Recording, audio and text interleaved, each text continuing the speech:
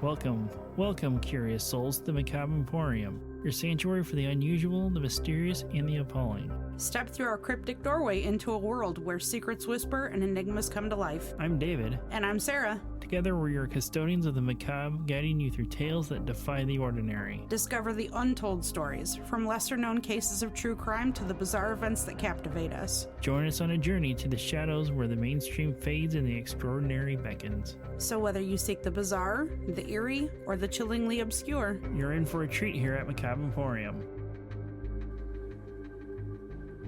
Welcome back to Macabre Emporium. This is episode 97.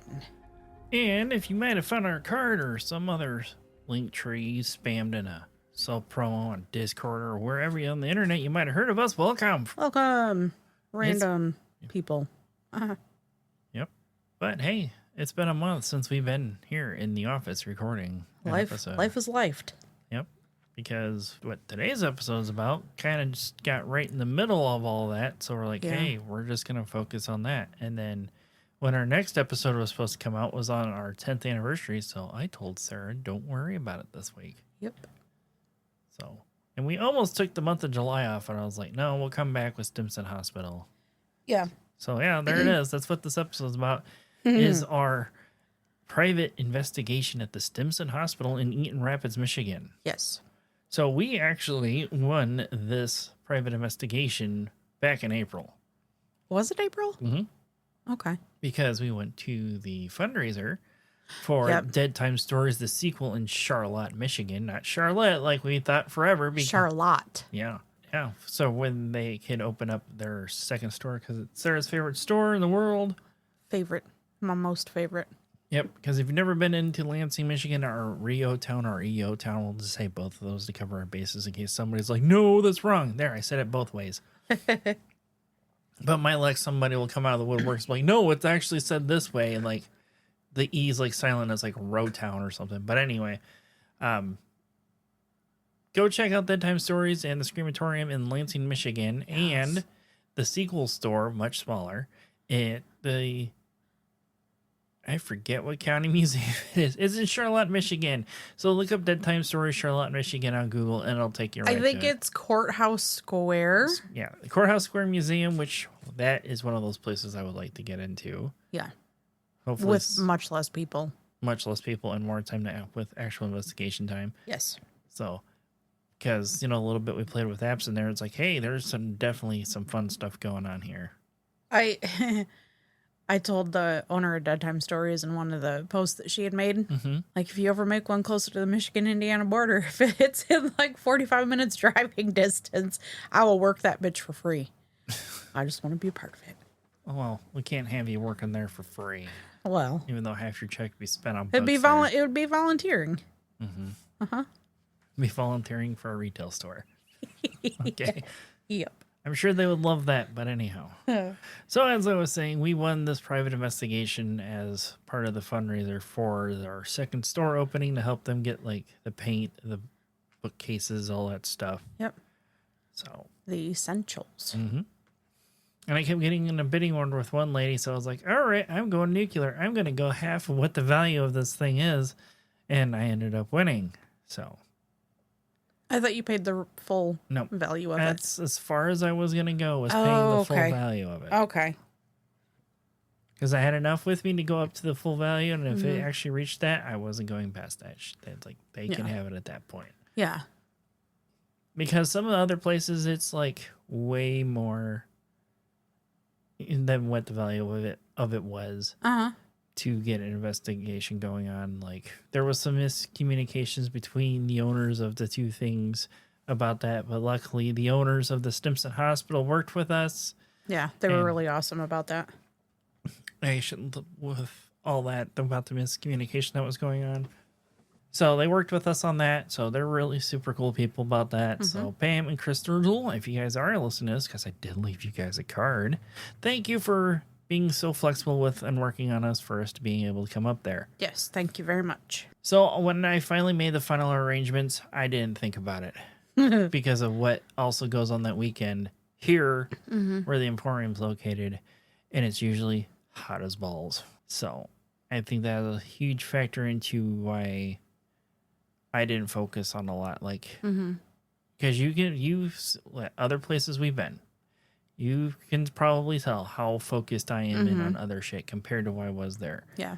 Because of how hot it was that day. It was like, what, 87 was the high with like a stupid % of humidity. With humidity, I believe they said the actual feels like temperature was 100. Right. It was fucking hot and muggy. And it was hot as balls. Like, it was hotter than Satan's taint. It was fucking hot. Right. Like, the only relief we could get was like going outside, and that wasn't much. Or going into Sarah's car, because we did take that, but we didn't want to keep running her car just to do that, and possibly will get sick from going hot, cold, or whatever. But, right. But when the people of Eaton Rapids, Michigan, the few that we did interact outside, it's super friendly little town. Because anybody that would walk by, they're like, "Hi, how's it going?" I mean, they all know what this building is, and I'm sure they knew why we were there, so they're being super friendly about it. Oh, when we were standing out on the porch? Yeah.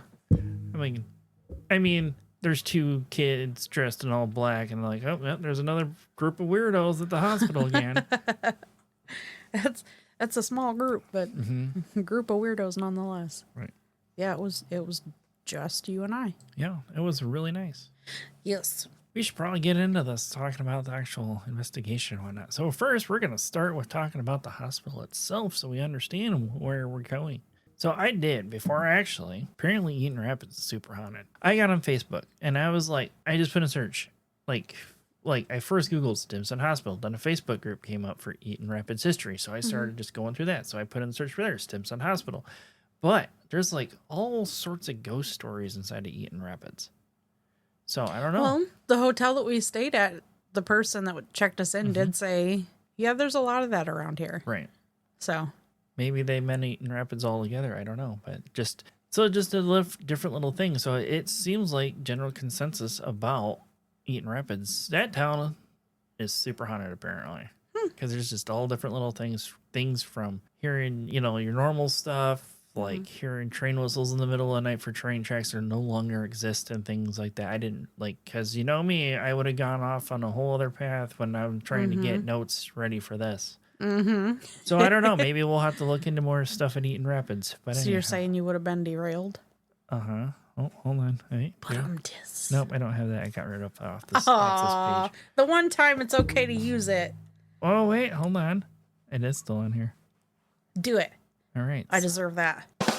Yay! Okay. I feel so delayed. So we first arrive. What was your first thoughts when you seen all this building? That it was fucking massive. Looking at it from the outside, you're asking? So actually, let's go back. So the day of the fundraiser, we met with your dad for your birthday. Yeah. Farther east, all right? And just by chance, before we even knew that this place was going to be up for a fundraiser event, our GPS took us right past it. And then what was your first thoughts then driving past it? Yeah, literally, I was like, hey, there's that Stimson Hospital that's up for the and I'm pretty sure that it was my response. Yeah, that was your response when we were like, ew, like you do when you're goofing around. Is more or less what you really did. Yeah, that one when you're goofing around.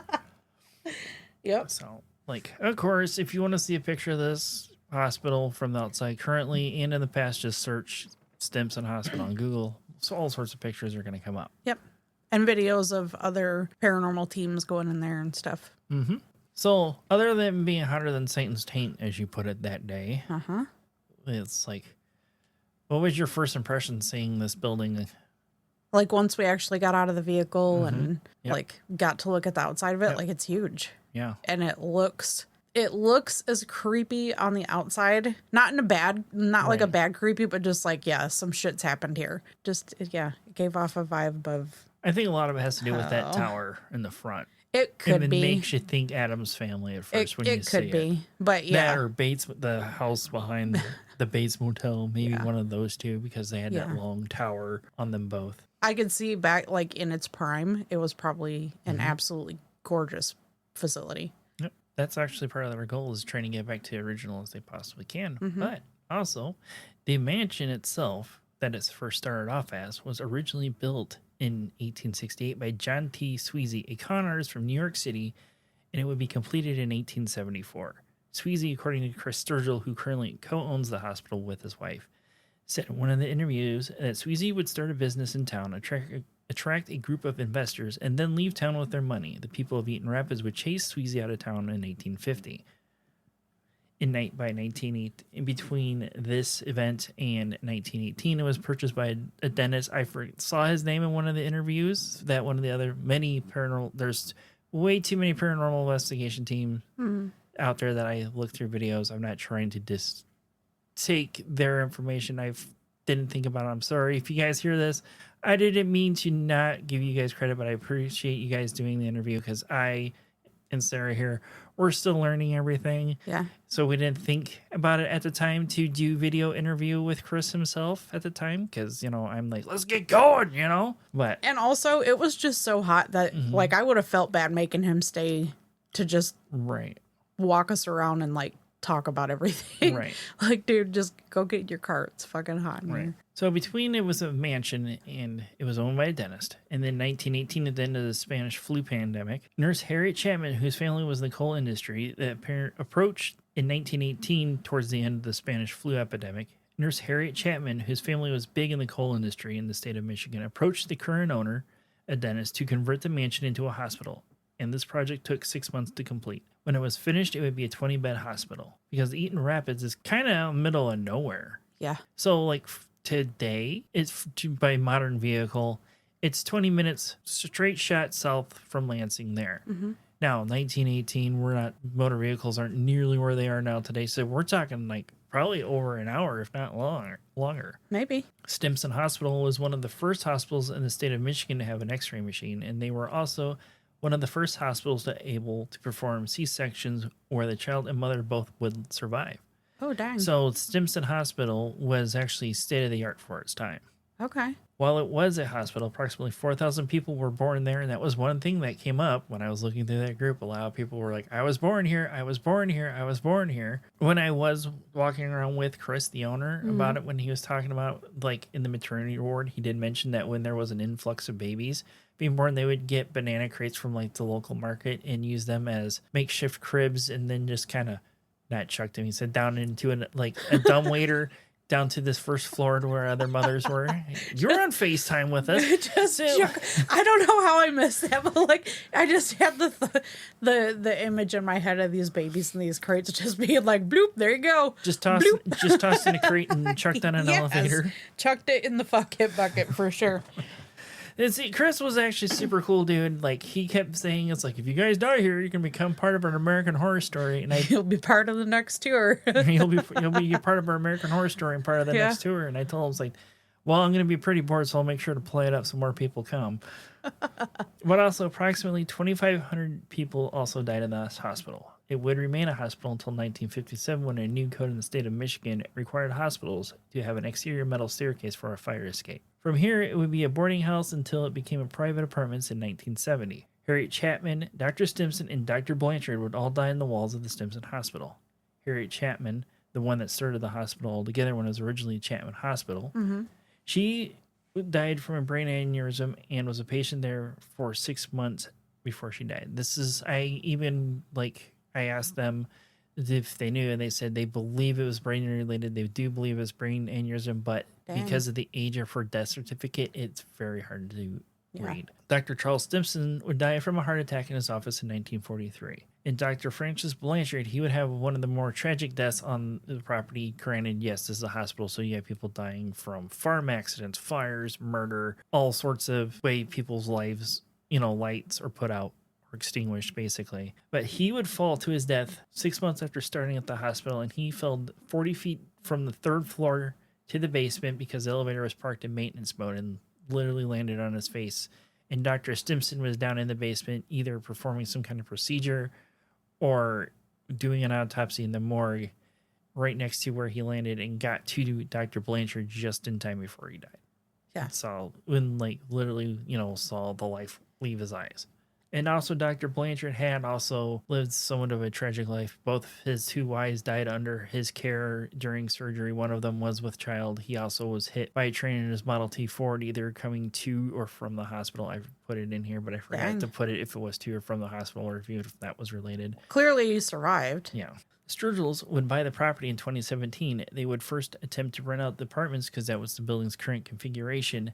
But the local people, knowing the building's history, they would decline once they arrive and see what the address was and where these apartments were for rent. Like in the videos, Chris said the renters were pretty much like, fuck that, and then would leave once they realized it's the Stimson Hospital that was where these were rent. And of course, that was one of those also things that people came up with about things that saw that they're in apartments. A lot of comments were like, I had a friend that lived there. Now there's a lot of weird stuff going on there. Yeah. So instead of renting out these apartments, they now have a goal of turning the hospital into a paranormal bed and breakfast for paranormal investigators to be able to stay the night. The Sturgills are also paranormal investigators themselves with a combined year of 18 years experience. Those who lived here while it was apartments would say their children would be playing with their imaginary friend, Dr. Blanchard. Oh. Chris has also caught elevator sounds upstairs in the 3rd floor where the mechanical gear was. He put his own studio mics up there and caught mechanical sounds and said that there's absolutely no reason why these metallic clicking sounds should be happening up there. The only thing that's up there is like pipes and the gear and everything. They're non-functional, but in the video you could hear distinct metal clicks and whatnot, like gears turning on and whatnot and moving. Also, conversations can be heard in other rooms from the rooms adjacent to where you are. Shadow figures would also be spotted, child and adult size. Some visitors have had experiences like feeling violently ill while in certain areas. Some women have also felt the weight of someone sitting on their legs and their legs would go numb, or freezing cold. But also, they have a small collection of bodies, which I'm sure they're going to expand on, which we did have some interactions with those things. Or I should say I did.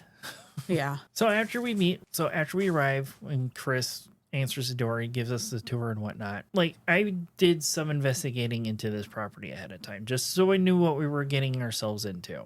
So they have in their possession, lack of a better term, or coexisting, if we might want to say with this, is the doll of an Indian prince, a doll of that's like 130 years old, and there's a spirit of a Dia that resides in this doll. And they said that if you want to interact, you can take pictures with her, read her plaque and everything, and you're fine.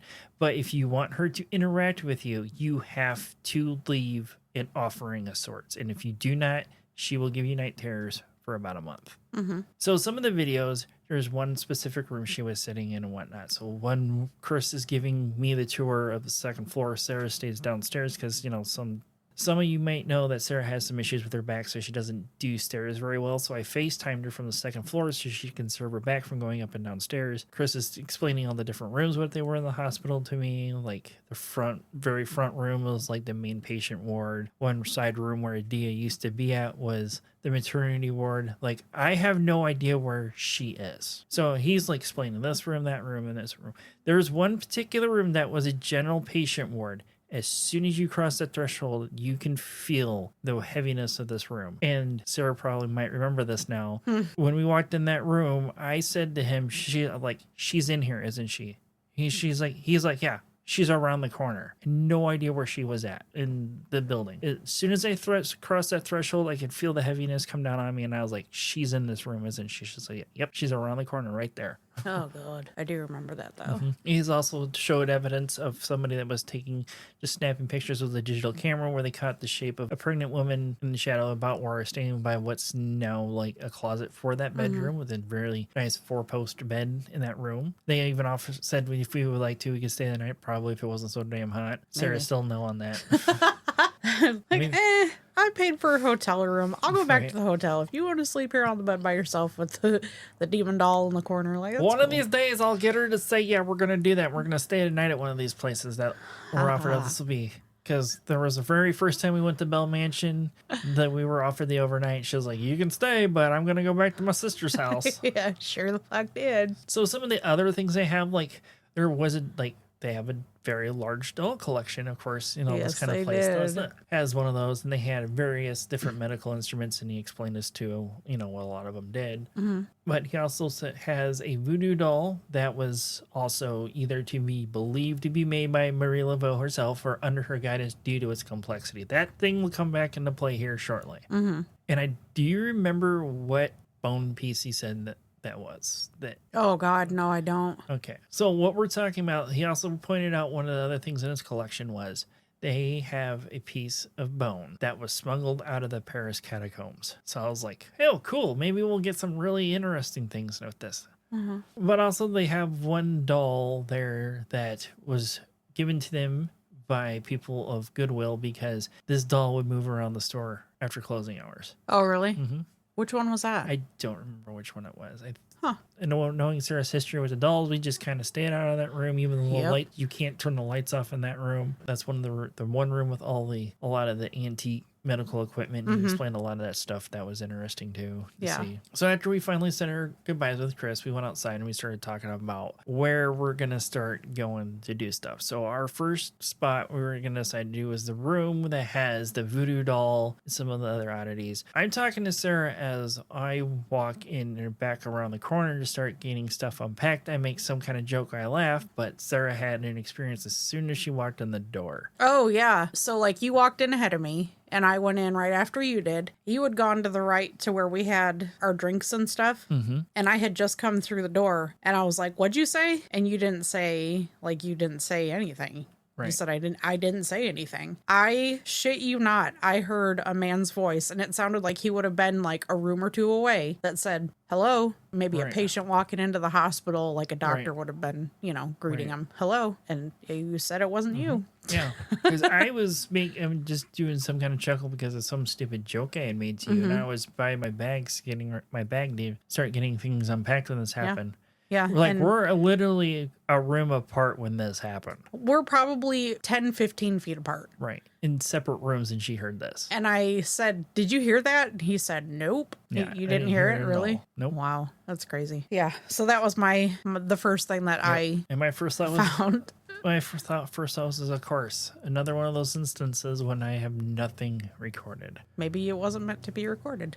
True. I mean, also, like, when we first discovered Andy came downstairs with us at the Bell Mansion, which I need to get around to listening to all that, but that's, like, way more audio to be listening to.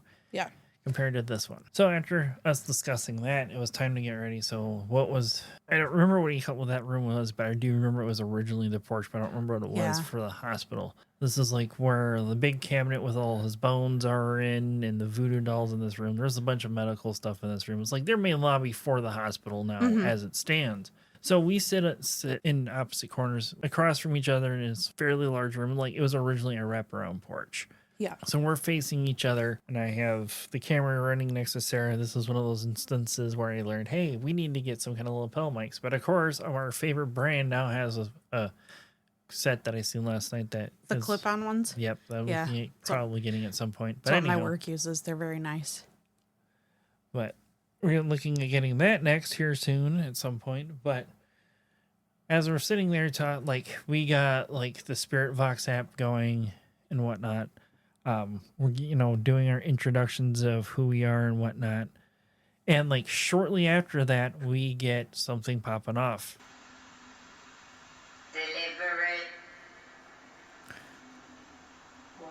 Delivery.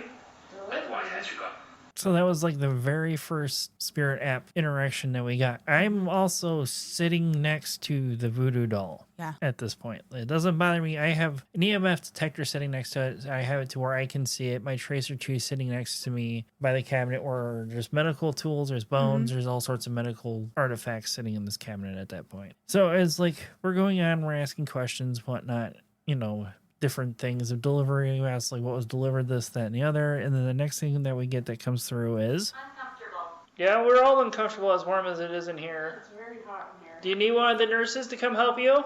So, but we're sitting there, we're asking questions and whatnot, and then like I said, I'm sitting next to this video doll, then I start getting full body tingles. So, and then I getting these full body tingles, and then I say this to Sarah. But I'm getting like the full body tingles like to do with edibles. Just sitting here. Clouded. What did it say? Clouded. I got called out by a ghost.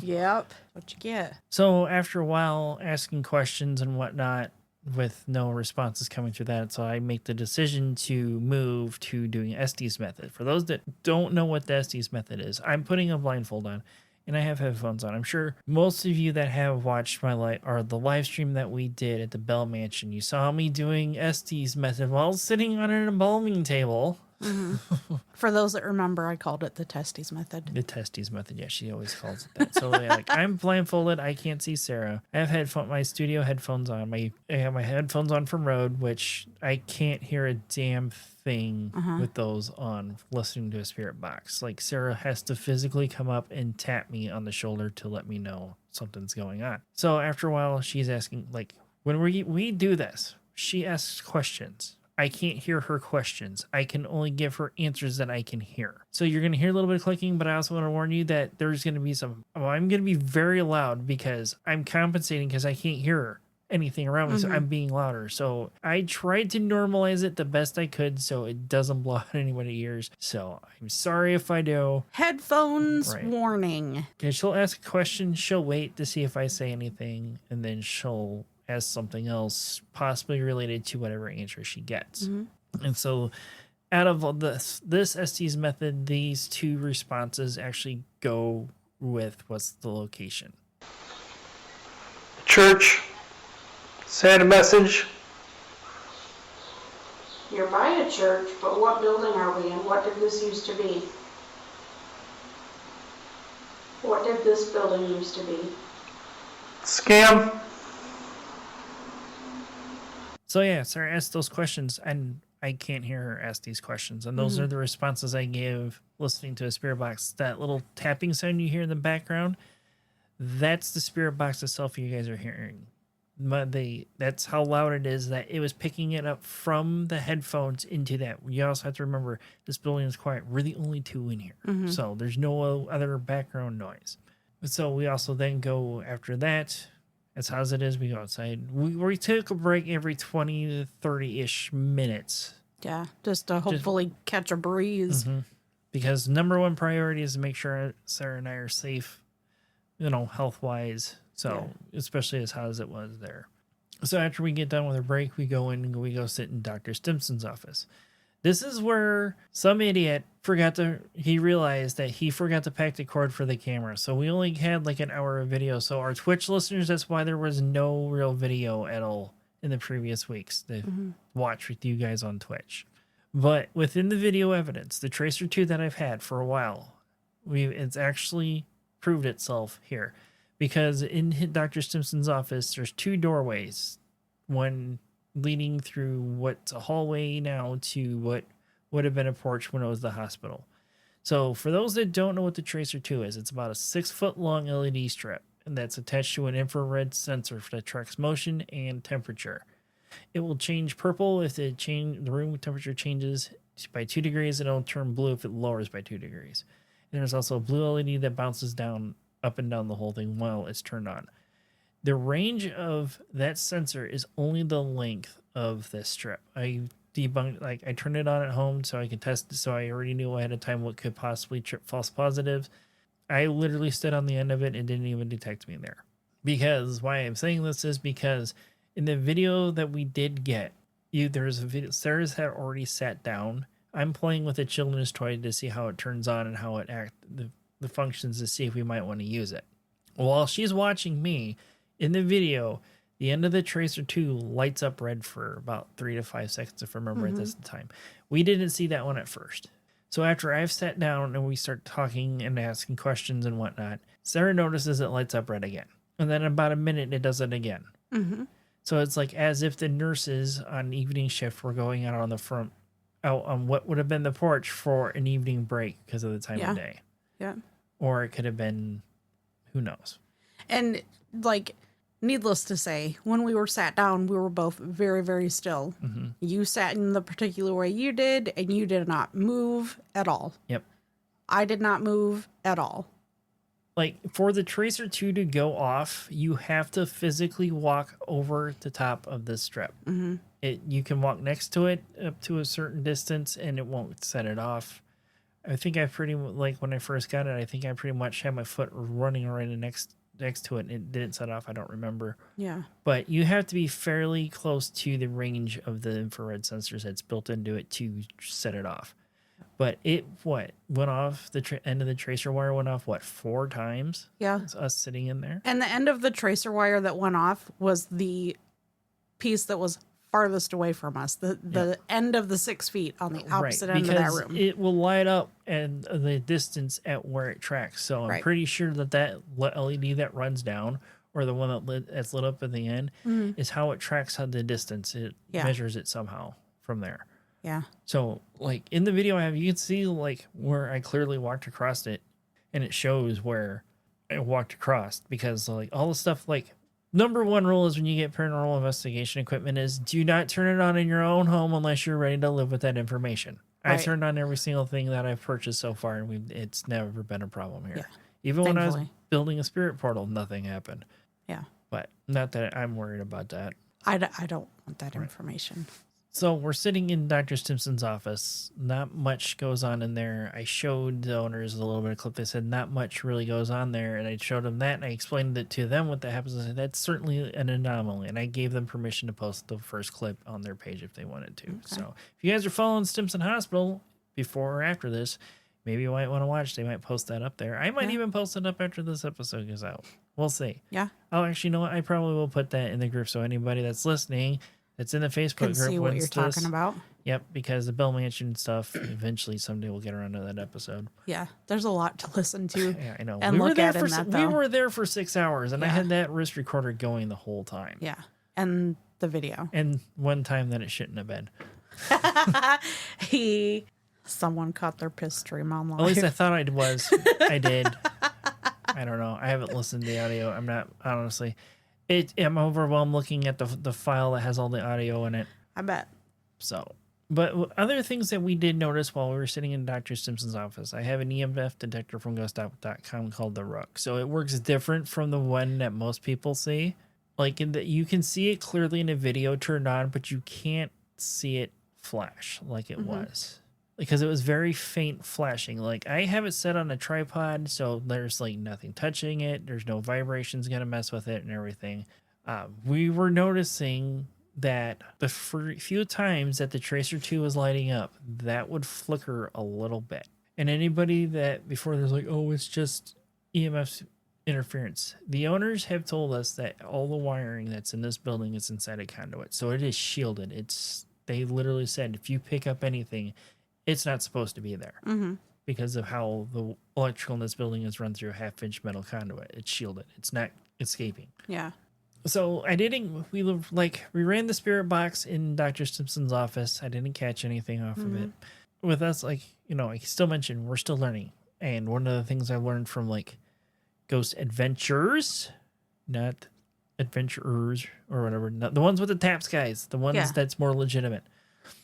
They've said previous episodes, make sure to review all your evidence because that's how I found out the Tracer 2 went off the very first time and neither one of us saw it the first time. So I only got maybe about an hour, if that, of video because my dumbass forgot to pack the cord for the camera. You live and you learn. I know. So yeah, I'm going to make sure to order one, guys, that actually stays in the bag at all times. And make sure that we charge it before we go. Well, it was fully charged. The thing is, that camera has an infrared light on it, and infrared takes a lot of power to run. Because when we went to the Bell, I didn't turn it on when we did the live stream. I made sure to turn it on ahead of time. Oh, okay. So that infrared light takes a lot of power, even though there's the one underneath it that does too. Which is weird because that damn thing on infrared all the time, half the battery will be gone in the 4 or 5 hours we were at Bell with it. It was almost dead by the time we left, but it was on a lot. I was using it to see where it was going because I could change the different colors on it. So I left it on red so I could still see in the dark. I can change the brightness on it and whatnot and all that good stuff. But so of course, as it is, how it is, we go outside, we take another break, get some water in us and all this stuff. And then we go upstairs. I don't tell Sarah the direction or where. She knows I was going in the direction of where Adia is. Mm-hmm. We could have done other rooms, but we're starting to get really hot. And this isn't anything against the owners. This is just shitty weather, and I picked a bad day. And yes, it's an old building, but that's not on them. Mm-hmm. You know, it is what it is. It's one of those things we got to deal with and go into these older places. Sarah only watched through FaceTime, so she doesn't have an idea of the layout of upstairs. I do because I walked through it. She does. So I'm walking her. We walk upstairs. I'm taking her through the rooms and whatnot. So we get to the patient ward where Adia is at, and Sarah doesn't know it. This is the room she's in. I walk in, no problem, as I usually do, doing this shit like normal. And then Sarah comes in and goes, I don't even, like, how far did you My feet made it to the door frame. You never crossed the door frame? Yeah, she didn't even make it into the room, and she looked at me, and she said, absolutely not. Mm-mm. Like, it's hard to explain. It was a very weird feeling. Like, as soon as my toes hit that threshold, like, it felt like all of the air in my lungs just fucking depleted. And like, I could not catch my breath. Right. No, and also wonder, is it just because how hot it was and having to travel upstairs, maybe? No. I don't know. It wasn't? No. Okay. This was a whole different kind of... It sent me into fight or flight. Yep. And that's... I don't know if you had seen me, like, after I backed out of that room, after I was like, I shook my head, like, I'm not coming in there. Yeah. I had backed up, like, just straight to that wall that was straight on the other side of that room. Yep. And stood in the corner, my back pressed to the corner, and was, like... fidgeting and fidgeting and fidgeting until I was like, I can't do this. And that's when I called you to take me back downstairs. Right. Never had that feeling. Right. In the places that we've been, like, that was first. Yep. And I did not like it.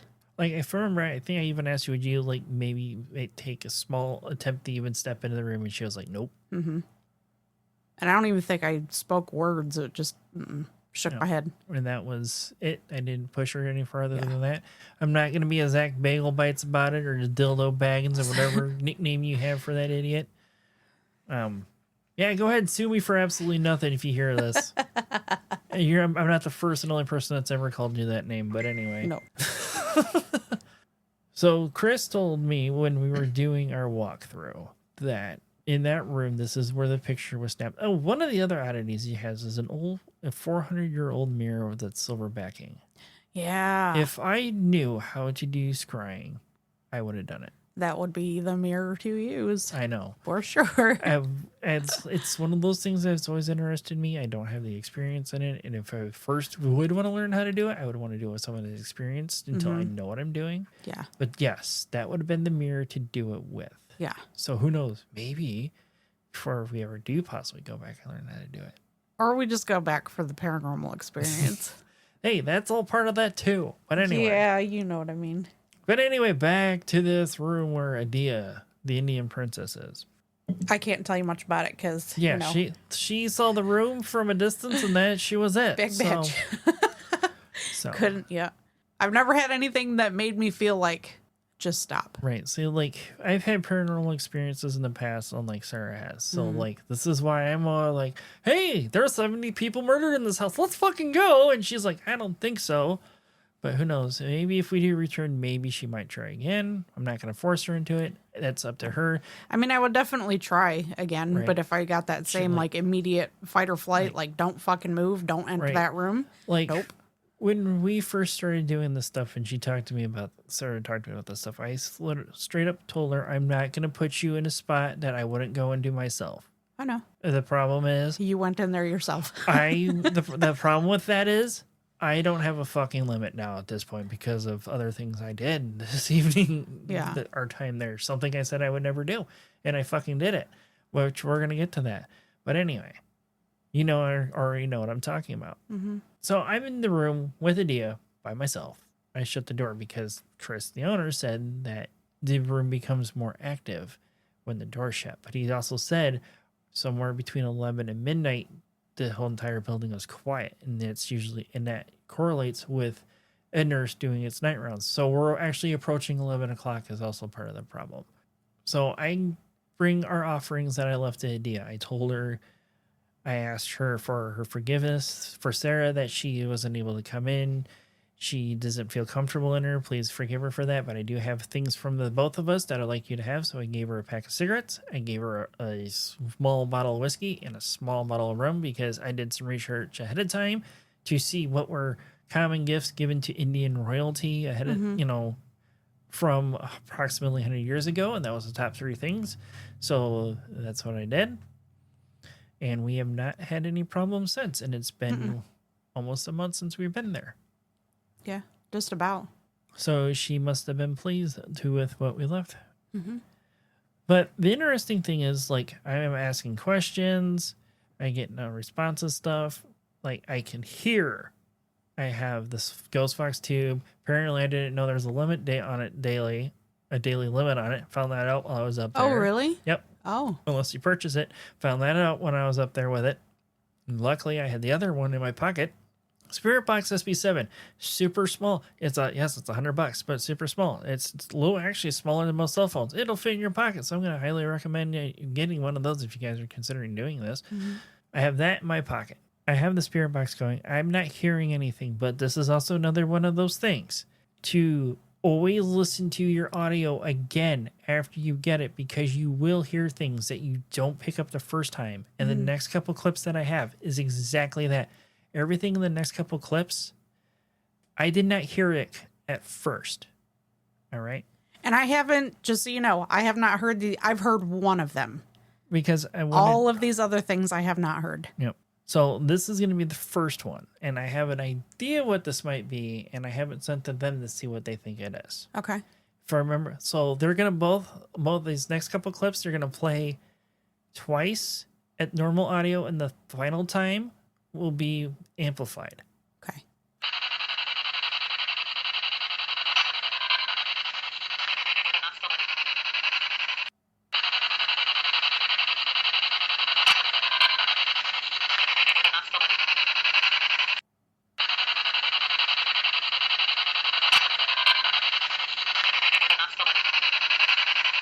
I heard something, but I couldn't make out what it was. So, like, I have it labeled as Scream Not Fun is what I have this clip sound labeled as. Oh.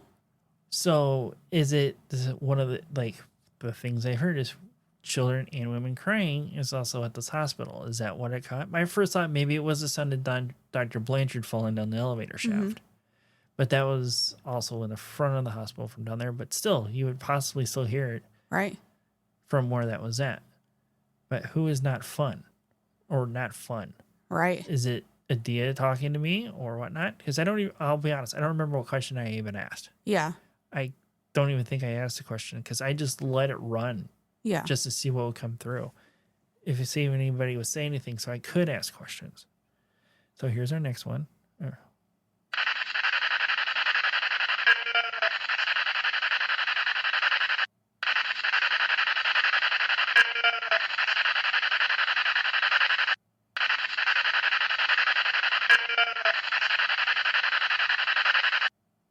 That just sounds like somebody yelling.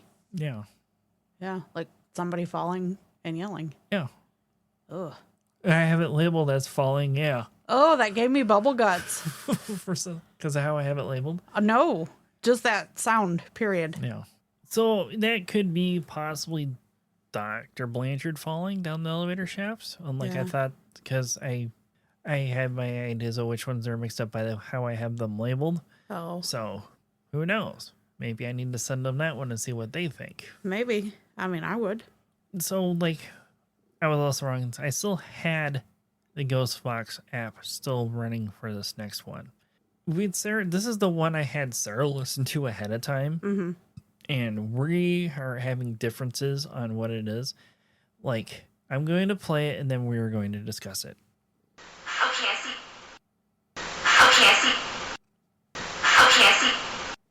Do you want to go first what you think it is? I hear, okay, I see. So, and I think it's, I can't see. Because in that room, I had my light on a dresser, and it's facing the direction of Adia. and it's on full brightness so I can see. Yeah. Because this is a room with the 4-post bed, and it was pretty dark in there because they have some pretty heavy curtains on the windows. Yeah. There's still some light going in, but I wanted to be able to see where the bed was, where her table was, and so I didn't bump into it or anything like that. Of course, I would have picked up everything and apologized for it and everything. Or calling Chris immediately, like, I just fucking did this. What do I fucking do to keep her from getting upset? Yeah. Probably would have heard squealing tires within 3 minutes at that point. Like, oh my God. And How dare him you? hanging out the window screaming, tires squealing. Probably not, but he'd probably be like, okay, this is what you need to do. But no. So I think it's okay. Oh, I can't see because I have the light on and it's facing her in her direction. Like you were blinding her. Yes. Okay. So maybe that's why she didn't want to interact with me. You play it one more time? Mm-hmm. Okay, I see. Okay, I see. Okay, I see. Okay, I see. Yeah, I still hear, okay, I see. Okay, so maybe I'm wrong. So the next one, of course, I ask a question. I'm asking Adia if, do you like what I brought you? Just another headphone warning. Are you happy with what I brought you?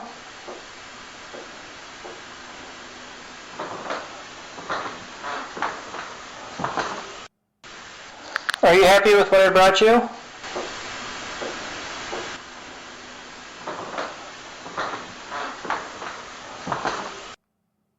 So I can tell you that second set, that's me moving. The first, Mm-hmm. that wasn't you? Nope, because the entire time I'm standing in this room, I was either sitting on the bed or I was standing. Okay. That probably was the time when I was standing in there because at one point I'm standing next to her table. I am looking across the window and I am seeing a silhouette against the window of the shape of what could possibly be a pregnant woman. Oh. But it also could have been one of the lights catching the post from one of the beds because of their shape, but I honestly don't think that's what it was. Because I started moving the look, and usually when you move to look at shadows, they move with it, and it was not moving. Huh. So this would have been the first time I've seen some kind of apparition of sorts. Like, it didn't move or anything, it was just there. It cut, like I said, just because of the shape of it and the post of those beds, it could have been a shadow casted by that. But Right. I honestly don't think that's what it was. I honestly think it was the shadow shape of a pregnant woman looking out the window. Did you have light behind any of those, the four corners? From what I remember, the light was directly facing in the direction of Adia, but I don't remember what the spread. Then it wouldn't be casting a shadow towards the window. I might have to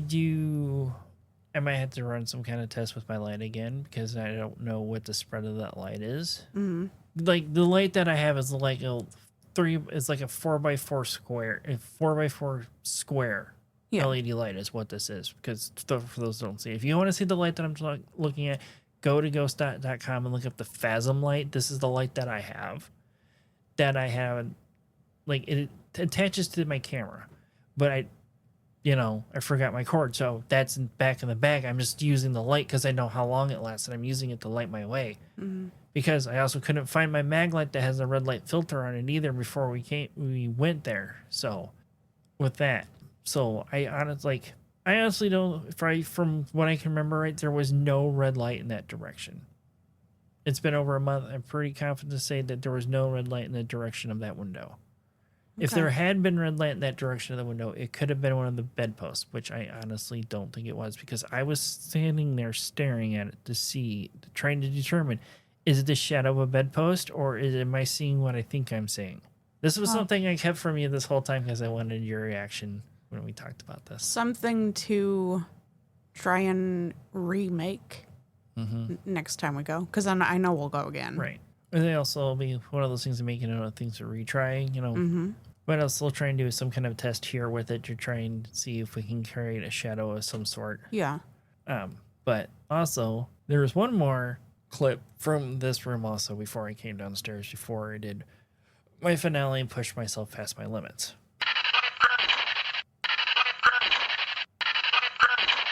Can you play it again? Yep.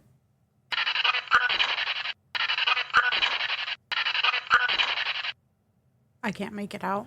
I'm hearing my friends Like, as in, somebody having a traumatic experience from losing multiple people that they knew, as in their friends, is a possibility of what that was. And this being a hospital, car accidents, train accidents, all sorts of things, mass casualty of sorts. You know, this is where everybody in Eaton Rapids area is going to come to because it's the closest hospital before you get to Lansing or wherever the next town is that might have a hospital. Can you play it one more time? Yep.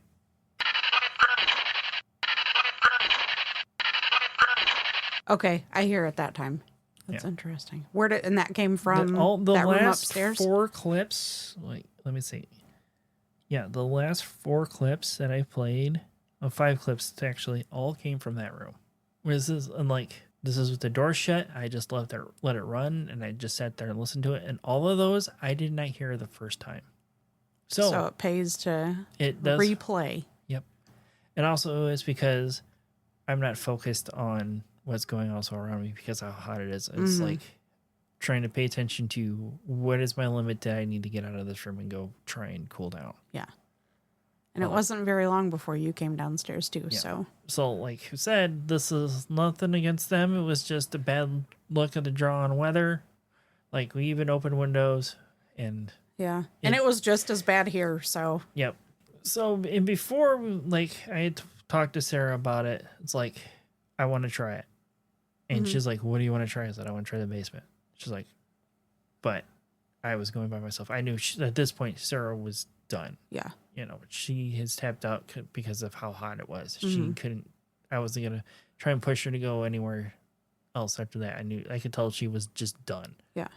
But she didn't want to be like, let's go, because she knew, like, we had a lot of time, but I wanted to at least explore all avenues of the building on our first run here. So, yes, one thing I said I would never probably do in my life, I actually did.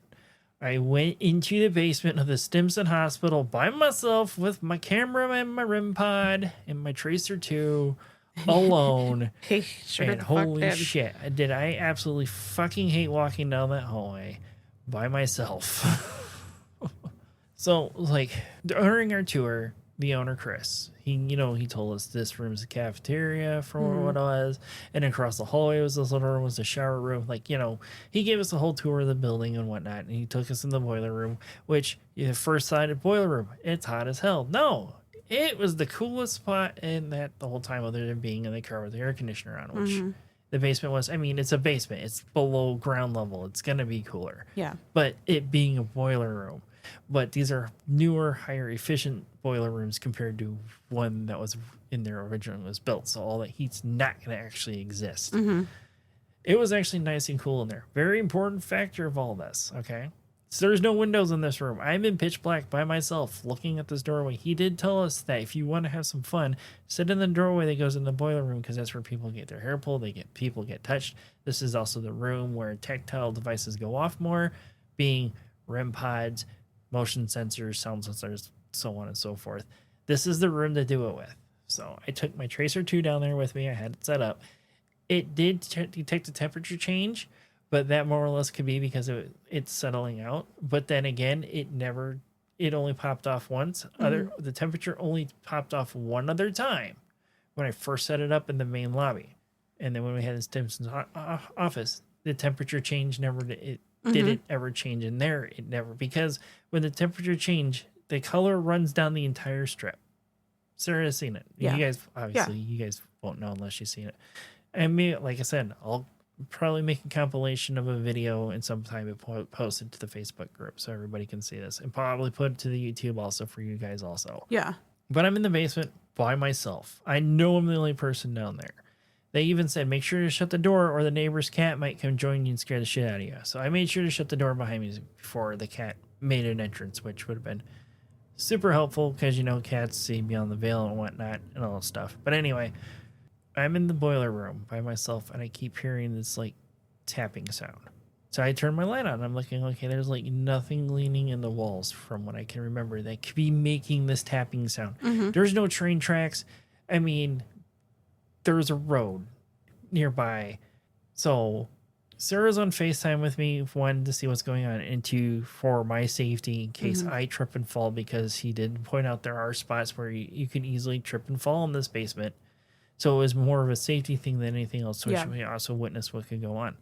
So I set my camera up. I'm facing the door that he talks about sitting in. I set the REM pod down the door. The video you guys will see today, well, that was released yesterday with this as a teaser. That 10-second clip of that REM pod was the most interaction that I got with that REM pod down there. It did go off a second time, but not nearly as long as that video. That video that I posted yesterday is like 14 seconds long. That first 4 seconds is just that little bit of an intro, and the rest of it is just that REM pod going off. Mm-hmm.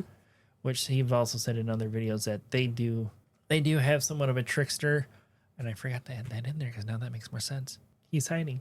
So in the beginning part of our clips, I forgot to clip it out that we got on a response of was he's hiding. I assumed it was one of the possible children that were hiding in the, hospital. And I told him, like, you can come out. You don't have to be scared of us. So who knows? Maybe that's what that was one of the, could be a possible child spirit letting me know he was there, coming out and touching. It could be. Come the way that how slow that lights up. And Yeah. then how strong it gets by the end. That was him slowly creeping out, checking to see, see if I'm watching him or whatnot. And then he realizes me and then disappears. Could be. Like we even, with the tapping sound, we even did some live debunking on the fly because I could hear traffic from where I was in the basement. I'm not 100% sure where in the basement this is. That would have been like under the front stairs. That's my guess. Yeah. Yeah, I'm pretty close because I was able to hear traffic from where I was at. So Sarah would tell me when a car was about to go by. I never heard the tapping. Like she would say, there's a car coming. I would listen for the car. I would listen for the tapping. Nothing.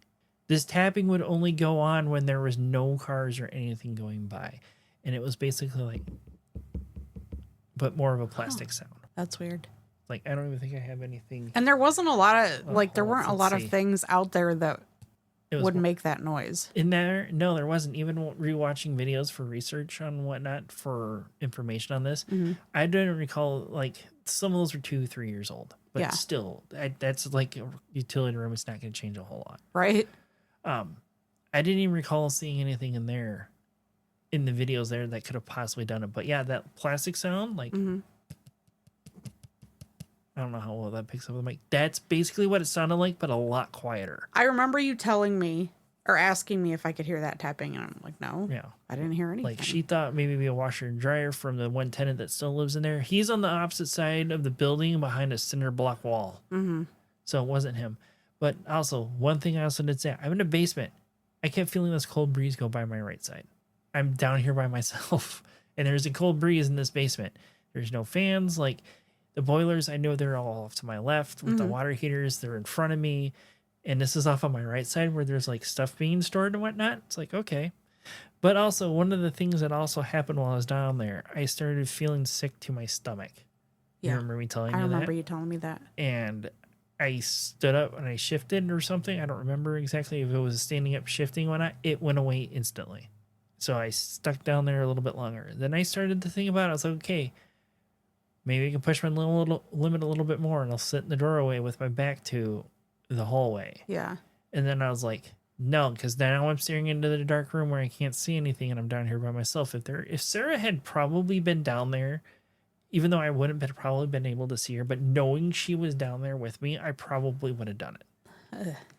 That was Not time, McFly. that was the time I decided, okay, I pushed my limit already entering a basement of a haunted location by myself. So let's not get too crazy with it. Yeah. There was more to the basement, but by this point, it was almost 12 o'clock, 1 o'clock in the morning. We're already exhausted from The heat alone. the heat alone at what it was. Like, she already knows I would have probably kept going to probably 2, maybe 3 at that point. Yeah. So, but the You heat, were whipped by the heat too. was my biggest enemy for me for staying. Yeah. So that, and after my basement adventure down there, that's when we decided to call it a night at the Stimson Hospital. So from our conclusion with what we've heard and everything, we would love to return. Yeah. On a cooler day. Definitely on a cooler day, so we both can be more focused on the environment around us, be more open to the hospital, to see what can be seen, what can be heard, and all that stuff. Maybe even in the spring or the fall time. Yep. Definitely not in the fucking summer. Maybe the middle of fucking winter. Well, then they'll have the heat running. Maybe. Who knows? But that's a completely different heat than what we were dealing with in summer. I know. I'm just being stupid. I know. Yeah, that was a inescapable heat. It was hot as shit in there. You go outside, it is hot as shit out there. There is no air moving. Right. But it was a good time, but that part was not a good time. Right. So now, with another one done, we're both getting more comfortable with this. I've actually been approached by one of my other coworkers about wanting to shadow us at one place and help pay for the cost, because he's interested in doing this. And I'm like, yeah, I mean, as long as you help pay and get your own way there and get your own room, yeah, you're more than welcome to come shadow, or don't be afraid to ask questions and whatnot with it. Yeah. You know, because him and his fiance are interested in starting doing this on their own thing, so they want to go with somebody that has some experience in their own equipment and just observe, basically. So I've offered the invitation to him, and I told him if it's going to be anywhere, it's going to be this place, but don't expect it to be like the TV shows. Yeah, because a lot of that's played up for TV. Oh yeah, and we have both seen a lot of that now. That it's like zero interest in watching that shit anymore. Hell, there's even one show on Netflix. I even pointed out to Sarah that I caught fucking faking evidence on a REM pod. The only one that I would continue to watch would be the Ghost Hunters. The TAPS guys. Yeah. Yeah, because they are legitimately... Because they're the only ones that seem like legitimate about it. Like Jason Hawes, he goes live on Facebook from time to time to discuss this stuff. But unfortunately, I never catch it. Or when I do realize he's live, I'm already involved with doing podcast, or I'm doing some things on Twitch, or about to do things on Twitch. Yeah. So, yeah, if you guys are looking at doing investigation, you have your own stuff. You want a small location that's priced fairly decent, even though we, had ours won by auction. Well, we still had to pay the money. Right, I know. We had to pay a small upcharge because of them moving it to accommodate us for being on a weekend. So they upped it a little bit, which wasn't a big deal for us either. From even like what he explains, what he's paid for some other places, like I think it was Trans Allegheny for $3,000 per person for there. It's craziness. No. I don't know if that was just for a public investigation or if that was probably private. Right. That's a lot. That's a whole lot of building. But it's a pretty good sized building for about 5 people to do an investigation. Maybe your first time doing it. Follow them on Facebook. They do have some public investigations they do throughout the year. They do have some other small events to help raise money for them to restore the building back to its original condition as much as they can. Definitely a good cause if you wind up buying, an investigation, whether it be personal or a private investigation or just part of a random ass group of people, because you'll still have fun with that. Right. So, I know we did with the Bell Mansion the first time we went, with all of those random people, even though we wound up in a group of like 30 people at the end. Yeah, everybody's just like, oh my God, what's going on in here? And it just that's how it happened. Yeah. But and then when we went to do the more intimate, or I guess, or whatever you want to call it, when it was only limited to 15 people. And if you ever built the Bell Mansion, and that's a big building for 15 people, like we had to go seek out other people by listening to what they were doing. Listening to the beeps and the REM pods going using off. the REM pods and whatnot, and the shouted out answers from Estes Methods as a homing beacon to find where somebody was. Yeah. And everybody was pretty cool about you coming in. They'd be like, if they had like a cat ball out or something. Sorry, Kevin, I know how much you hate those things.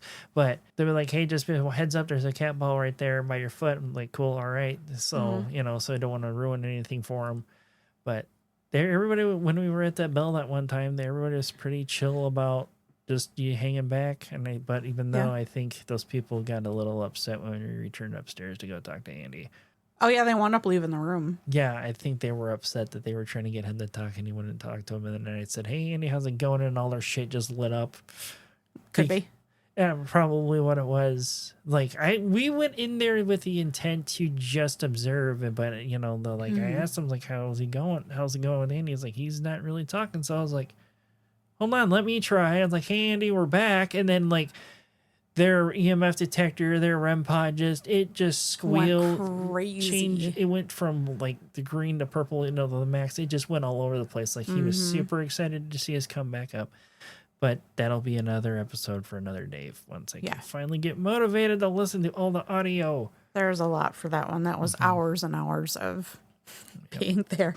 So, one thing I did not talk about. This is something that Sarah and I had talked about, and I have talked to you, a couple of you about this. I know you guys listen.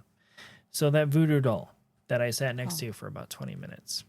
We are still almost a month away since we've been there. So you must also understand that voodoo is not like what it is you see in the movies. Like, oh, this person's like done harm to me. I'm going to stab this pin in their neck and make them have neck pain. So no, voodoo is actually meant to heal people. Mm-hmm. Ever since I have sat with this voodoo doll for 30 minutes it was? Maybe. If that, I have felt completely different. It's weird. I don't know how to put it. I feel like a more... Whoa! Shit! Who was it? Look, Salem. So all I felt was the end of his fucking tail crawl across my leg. Like, what? Sorry. You gotta leave that in.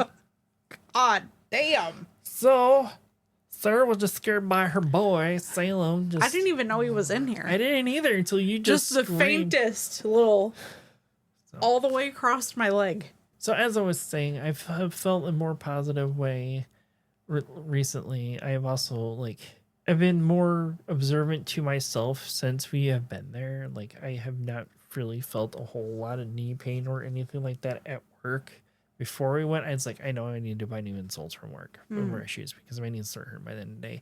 And it's still there, but not nearly as bad.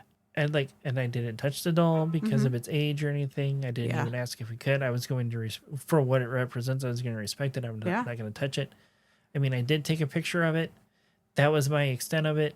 And putting my EMF detector next to it. And I've felt more positive since then. It's almost been a month away. It's been almost a month since we've been there. Like I haven't had nearly as much knee pain by the end of the day when I gone, and then there's been a couple times I gone out to mow the lawn. I've just felt like not nearly as my ass kicked, but other than when it's been fucking hot, but still I have felt completely different ever since I have been in close proximity of it. In a good way.